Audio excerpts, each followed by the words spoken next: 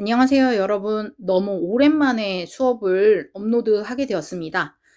자, 오늘 우리가 배울 작품은요, 황진이의 유명한 시조, 동지딸 기나긴 밤을, 이 시조를 배워보도록 하겠습니다. 자, 그러면 바로 한번 읽어보고 분석해 보도록 하겠습니다. 동지딸 기나긴 밤을 한 허리를 버혀내어 춘풍 니불 아래 서리서리 넣었다가 어른님 오신 날 밤이어든 굽이굽이 펴리라. 이렇게 되어 있는 평시조죠. 좋습니다. 그러면 우선 사음보로 어떻게 끊을 수 있는지 먼저 한번 살펴보도록 하겠습니다. 자, 그러면 파란 펜을 들어서 한번 사음보를 먼저 끊어보도록 하겠습니다. 초장부터 먼저 한번 살펴보도록 하겠습니다. 동지딸 끊고 기나긴 밤을 끊고 한 허리를 끊고 버혀내요. 끊고 자 중장 가겠습니다. 춘풍 끊고 니불 아래 끊고 서리서리 끊고 넣었다가 끊고 자 종장이요. 어른님 끊고 오신 날 밤이어든 끊고 굽이굽이 끊고 펴리라 끊고 자 이렇게 끊으면 되겠죠. 그럼 이제 좀 더 자세한 내용을 하나씩 살펴보도록 하겠습니다. 자, 처음에 나오는 동지딸 기나긴 밤을 이렇게 되어 있는데요. 자, 여러분, 동지가 어떤 날인가요? 제가 수업 시간에 이걸 물어봤더니요. 다들 팥죽 먹는 날이요 라고 대답했어요. 맞습니다. 자, 그런데 동지는요. 사실 밤이 가장 긴 날이다 이렇게 알고 계시는 게 좋겠죠. 그러면 선생님, 밤이 가장 긴 날에 하필이면 왜 팥죽을 먹나요? 이런 거 궁금할 수 있죠. 자, 그래서 제가 뭐라고 얘기했냐면, 사실 밤이 길다라고 할 때에는, 뭐 이제, 이런 걸 믿거나 안 믿거나 하시는 분들도 있겠지만, 사실 이제 우리 조상들이나 뭐 이런 분들, 우리의 선조들은 귀신이 많이 활동한다라고 믿었다고 해요. 그러다 보니, 귀신에 대한 그 애군을 쫓고, 나머지 남은 한 해를 잘 마무리했으면 좋겠다라는 마음으로 귀신을 쫓기 위한 팥죽을 먹었다라고 이야기합니다. 왜냐하면 귀신이 싫어하는 게 팥이라고 이야기하더라고요. 그래서 가끔 왜 뭐 이렇게 저는 TV 보다가 뭐 무속인 분들이 나왔을 때 막 귀신이 많은 곳에 막 약간 퇴마하러 가거나 이러면 그럴 때 막 팥을 던지는 걸 보기도 했었고요.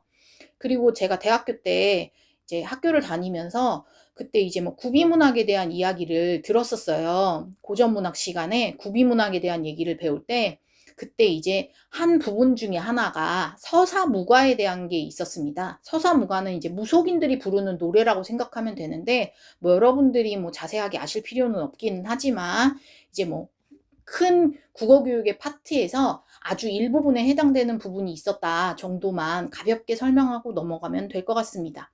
자, 그래서 동지는 밤이 긴 날이다. 그런데 그렇게 밤이 긴 날이 너무너무 길게 느껴지는 거예요. 기나긴 밤이라고 얘기하는 거 보니까. 그런데 이때 한 허리를 버여내어 라고 되어 있습니다. 자, 버여내어 라고 하는 이 말은요. 기본형부터 먼저 한번 적어 볼게요. 자, 버여내어 라고 하는 이 말은요. 원래는 벼히다 라고 하는 말이래요. 이게 바로 뭐냐면 현대국어로 따지면 배다예요. 배다. 왜 뭐 칼로 자르다 라고 하는 그런 의미의 배다인 거죠. 자, 그래서 버여내어 라고 하는 건 베어내어 이렇게 해석하시면 되겠습니다. 자, 그 다음에 이제 해석부터 하고 난 다음에 다시 또 올라와서 볼 거예요. 그러니까 동지딸 기나긴 밤에 한 허리를 딱 베어내요. 딱 잘라내요. 춘풍 니불 아래 서리서리 넣었다가 자 춘풍은 원래 봄바람이죠. 그런데 이불 아래 니불 아래라고 되어 있는 겁니까? 이불 아래 넣는다? 따뜻한 봄바람을 이불 아래 넣는다? 약간 그건 아닐 것 같은데요. 자, 이제 그 부분도 우선은 이따가 다시 한번 설명하도록 하겠습니다. 서리서리 넣었다가 그냥 사실은 이제 중세국어 같은 경우에는요, 어렵게 생각할 필요가 없이 여러분들이 그냥 발음 나는 그대로 해석하시면 사실 웬만하면 다 들어맞습니다. 물론 그렇지 않은 단어들도 있는데요. 그냥 이렇게 봤을 때 직관적으로 그냥 발음 나는 대로 읽으면 아, 이게 이 단어구나라고 하는 느낌이 딱 오실 겁니다. 자, 그러면 춘풍 이불 아래 서리서리 넣었다가 뭘 넣어두었을까? 자, 이제 밑에 볼게요. 어론님 오신 날 밤이여든 구비구비 펴리라 이렇게 되어 있어요. 자, 그러면 옆에는 뭐 정분을 맺은 임이라고 되어 있습니다. 하지만 이걸 좀 쉽게 얘기하면 내가 사랑하는 님 그리고 정든님 이렇게 해석할 수 있겠죠. 그래서 정든님 오신 날 밤에는 구비구비 펴리라 펴겠다 요 정도로 해석하시면 되겠습니다. 그럼 지금 이게 전체적으로 어떤 내용인가요?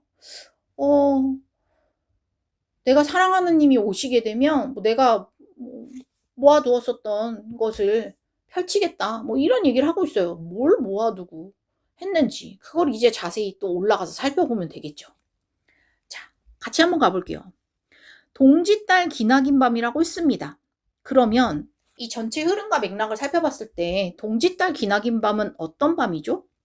그쵸? 자, 임과 함께하지 않는 밤이에요. 자, 그러니까 얘를 이렇게 한번 적어볼게요. 임이 부재하는 시간이다. 아, 내 사랑하는 님과 함께 있는 시간이 아니라 지금 사랑하는 님과 떨어져 있는 시간이구나 이렇게 이해하시면 되겠죠. 그러니까 그 밤이 너무너무 길게 느껴질 것 같아요. 자, 그런데 이렇게 임이 부재하는 이 시간에 그 긴 밤에 한 허리를 뚝 잘라낸대요. 와, 이런 표현 굉장히 창의적이지 않나요? 밤을 어떻게 허리를 잘라낸다라고 하는 걸까? 자, 우선 이거와 관련된 어려운 내용을 수업 시간에도 한번 설명하긴 했었습니다. 자, 이런 걸 뭐라고 얘기하냐면요. 이렇게 한번 적어볼게요. 추상적 관념에 혹은 개념에 구체적 형상화다.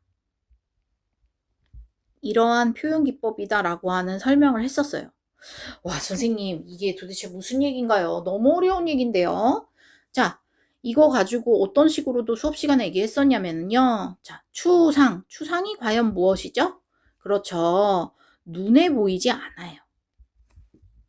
눈에 보이지 않는 관념이나 생각이나 이런 것들을 추상이라고 이야기합니다. 그러면 이 추상의 반대말이 바로 뭐냐면 뒤에 나와 있죠. 구체입니다. 그러면 구체는 바로 뭐냐면 눈에 보이게 표현해 주는 거예요. 그래서 왜 우리 서술형 평가나 이런 거 봤을 때 문제가 어떤 식으로 나오냐면 뭐뭐뭐뭐에 대해서 구체적으로 서술하시오. 이렇게 되어 있죠. 그러면 구체적으로 서술하라는 얘기는 결국 뭐냐면 눈에 보이게 근거를 들어서 써달라, 자세하게 적어달라, 누가 봐도 알 수 있게끔 적어달라라고 하는 얘기입니다. 그냥 자신의 생각과 느낌을 적으라는 얘기가 아니고요. 왜냐하면 이건 추상이죠. 그런데 뭐 이러한 자기의 생각이나 느낌이 아닌 어떠한 사실이라든지 근거를 들어서 할 수 있는 것을 통해서 눈에 보이게 표현해달라, 눈에 보이게 서술해달라라고 하는 의미입니다. 여러분들 그동안 아마 서술형 평가 보거나 할 때 아무 생각 없이 그냥 답을 막 써내려 갔을 겁니다. 그런데 구체적으로 서술하시오라고 하는 얘기를 오늘 이제 제대로 알고 가겠죠. 눈에 보이게 표현해달라라고 하는 이야기입니다. 이 설명을 지금 왜 했냐면요. 여러분, 밤이 사실 눈에 보일까요? 안 보일까요? 밤이라고 하는 이 시간이 바로 눈에 보일까요? 안 보일까요? 밤이 눈에 보인다라고 하는 친구들은요, 이렇게 생각하는 친구들입니다. 밤 되면은요, 하늘에 달 떠 있잖아요. 선생님, 그럼 밤이 눈에 보이는 거죠. 라고 생각하는 친구들이 있어요. 하지만 그건 달을 보는 거지 밤을 보는 건 아닙니다. 밤은 눈에 보이지 않죠. 그쵸? 우리는 달과 별을 통해서 밤이라는 시간을 알 뿐이지 밤이 눈에 보이는 것은 아니에요. 그러다 보니 밤은 추상적 개념입니다. 이해되시나요? 자, 그런데 이러한 밤이라고 하는 추상적 개념을 자, 허리를 버여낸다. 그 밤의 긴 시간에 허리를 뚝 잘라낸다라고 했어요. 그러면 잘라낸다라고 하는 건 눈에 보여요, 안 보여요? 눈에 보이겠죠. 그쵸? 그래서 얘는 구체적인 것이라고 볼 수 있습니다. 아, 잘라내는 거 눈에 보이지? 그렇구나. 그래서 여기에 쓰인 것은 바로 뭐냐면 여기 지금 밑에 말하고 있는 바로 어떤 내용이냐면 추상적 관념의 구체적 형상화라는 표현 기법을 썼다라고 하는 내용으로 정리할 수 있겠죠. 자, 그러면 그 밑에도 한번 가볼게요. 춘풍 니불 아래 서리서리 넣었다가 와, 그러면 도대체 뭘 넣는다는 얘기인지 한번 살펴볼게요. 그 밤을 잘라두었던 그것을 어떻게? 춘풍 니불 아래라고 얘기했는데요. 사실은 이것도 이제 비유적인 표현이라고 보시면 될 것 같아요. 춘풍, 따뜻한 봄바람이죠. 그러면 이 봄바람 같은 이불이구나 이렇게 생각하면 되겠죠. 그 이불 속에다가 위에 초장에서 말했던 그 잘라두었던 밤을 넣어둔다라는 얘기예요. 여러분 한번 생각을 해보세요. 우리 왜 뭐 이불 가게를 간다든지 혹은 호텔을 간다든지 이럴 때 딱 진짜 냄새 너무 좋고 포근하고 그 깨끗한 이불 있잖아요. 막 폭신폭신하고 그런 이불을 덮었을 때 느껴지는 그 느낌 그걸 떠올리시면 아 춘풍 이불 아래라고 하는 이 구절이 뭔지 이해가 잘 될 것 같습니다. 그쵸? 와 지금 수업을 찍고 있는 이 상황 속에 저도 진짜 따뜻한 이불 속에 들어가고 싶다. 갑자기 막 잠이 온다라는 느낌이 들면서 상상을 하니까 그런 생각이 든다라는 얘기예요. 빨리 수업 찍고 자야겠다라는 생각도 지금 듭니다. 그 포근한 이불을 떠올리니까요. 그런 생각이 들었어요. 자, 가볼게요. 춘풍 이불 아래 그렇게 포근한 이불 속에다가 아까 잘라두었던 그 밤이라고 하는 시간을 서리서리 넣어둔대요. 아, 그렇구나. 그래서 뭐 서리서리 넣어둔다 라고 하는 이 넣어둔다라고 하는 이 표현이 역시 구체적인 거겠죠. 그쵸? 자, 그런데 뭘 넣어둔다고요? 아, 이걸 또 써봐야 되겠죠. 그 위에 초장에서 말했던 베어둔 밤이에요. 그 잘라두었던 밤을 넣어둔다는 거예요. 역시 베어둔 밤이라고 하게 되면 얘가 눈에 보이지 않잖아요. 자, 그러니까 아이고 추상입니다. 추상이라고 볼 수 있겠죠. 밤은 눈에 안 보이는 거니까요. 자, 밤을 서리서리 넣어둔다. 어디? 이불 속에다가 넣어둔다. 역시 중장도 추상적인 관념을 구체적으로 눈에 보이게 보여주고 있죠. 구체적 형상화다라고 하는 이 추상적 관념의 구체적 형상화라고 하는 기법을 썼음을 알 수 있습니다. 자, 다 왔어요. 이제 마지막 갈게요. 어로님, 정든님, 오신 날 밤에 뭘 펴겠다? 굽이굽이 펴겠다라고 했는데요. 어떤 것을요? 역시 위에서 말했던 이 색깔을 좀 바꿔보겠습니다. 이 밤을 이 허리를 잘라두었던 그 밤을 굽이굽이 쫙 펼쳐서 늘어놓겠다라고 하는 이야기입니다. 그럼 역시 똑같이 추상이죠. 여기도. 그리고 뭐 쫙 펼치겠다라고 하는 건 눈에 보이잖아요. 그럼 역시 잠시만요. 자, 펴겠다라고 하는 거 눈에 보이잖아요. 역시 구체적이잖아요. 그쵸? 그러다 보니 아, 종장도 역시 추상적 관념의 구체적 형상화가 쓰였구나. 그러다 보니 이 시조에는 초장, 중장, 종장 전체적으로 다 추상적 관념의 구체적 형상화라고 하는 표현 기법이 쓰였구나라고 하는 걸 알 수 있겠죠. 그리고 우리의 황진이라고 하는 이 사실은 뭐 기녀이지만 와, 이분이 되게 문학적인 표현을 잘 써서 이런 시조를 남겼구나. 그러다 보니 우리 교과서에 이렇게 실리는구나 라고 하는 걸 알 수 있겠죠. 오, 그렇군요.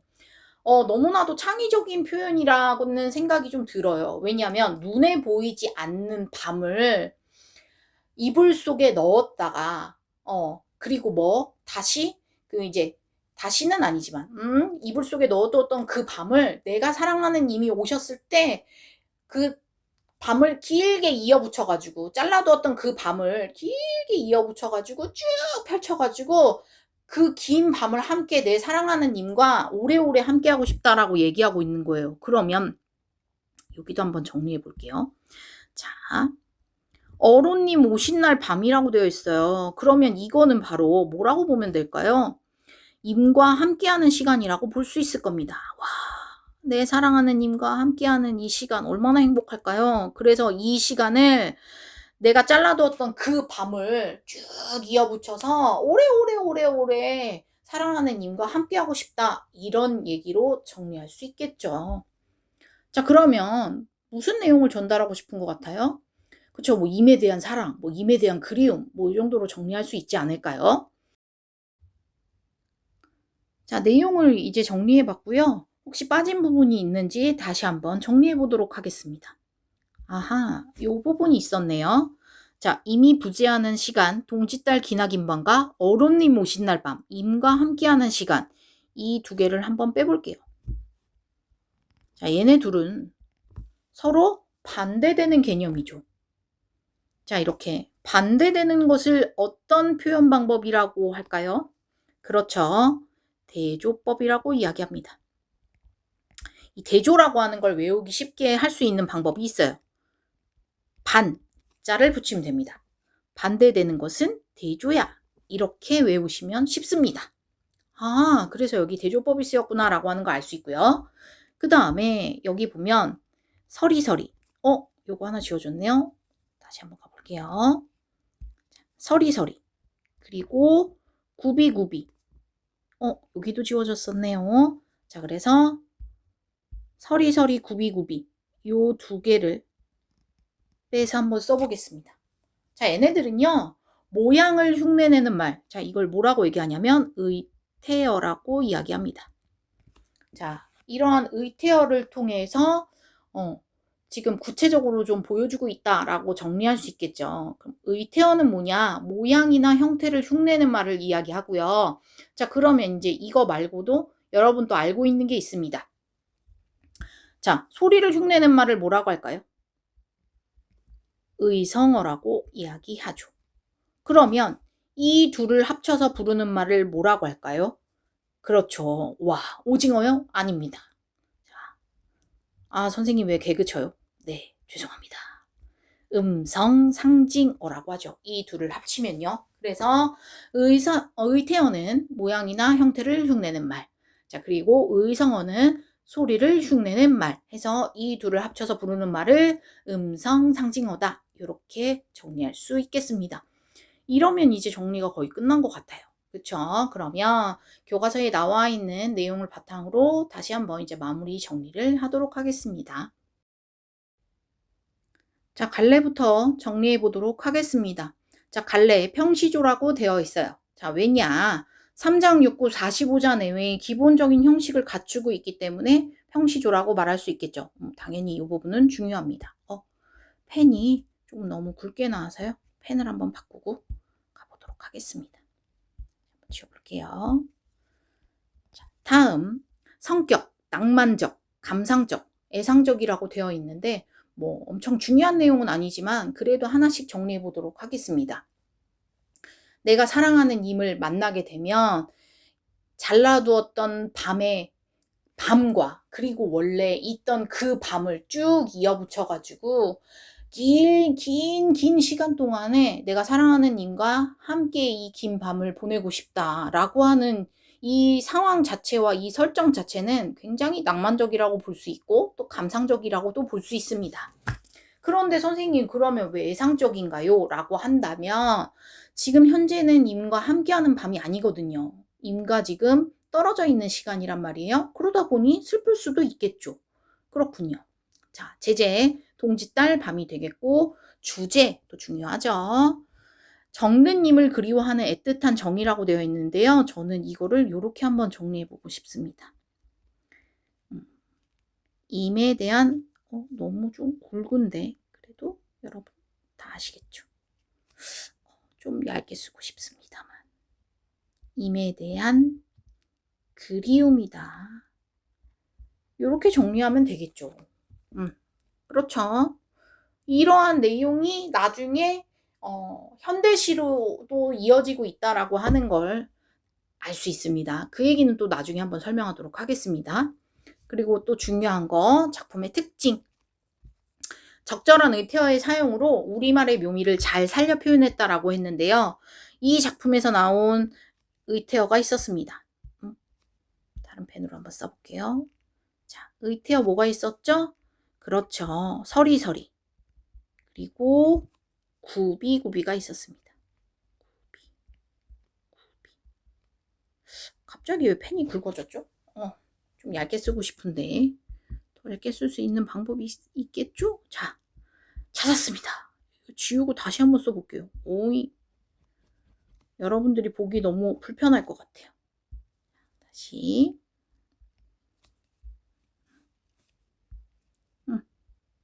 짠. 정리하고 다시 보겠습니다. 좋아요, 좋아요. 임에 대한 그리움. 이렇게 정리하면 되고, 그리고 적절한 의태어, 서리서리, 그리고 구비구비. 자, 이런 말들을 통해서 우리말의 묘미를 잘 살려 표현했다라고 정리할 수 있고요. 그리고 밤이라고 하는 시간을 이 시간이 눈에 보이는 게 아니잖아요. 그래서 추상적인 개념을 구체적인 사물로 형상하였다라고 되어 있는데 이것을 뭐라고 표현했냐면요. 다시 또 굵어졌어요. 다시 돌아가 볼게요. 자, 가볼게요. 추상적 관념의 구체적 형상화라고 정리할 수 있겠죠. 아까 이미 본문을 분석할 때 설명했던 내용입니다. 이게 되게 중요하죠. 그래서 이 부분을 반드시 알아두셔야 됩니다.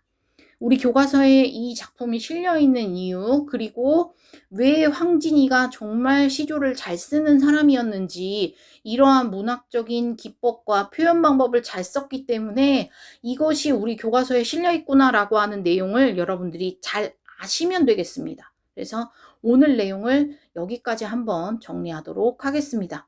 자, 다음 시간에는요, 밑에 나와 있는 다시조에 대해서 다시조 두터비 파리를 물고 였던 것 같아요. 그래서 그 내용을 살펴보도록 하겠습니다.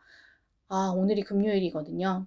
여러분들 아까 나왔던 춘풍 이불과 같은 이불을 덮으시고 따뜻하게 잘 주무시고 그리고 주말을 즐겁게 보내시면 좋겠습니다. 자, 다음 시간에 보도록 할게요. 수고했습니다.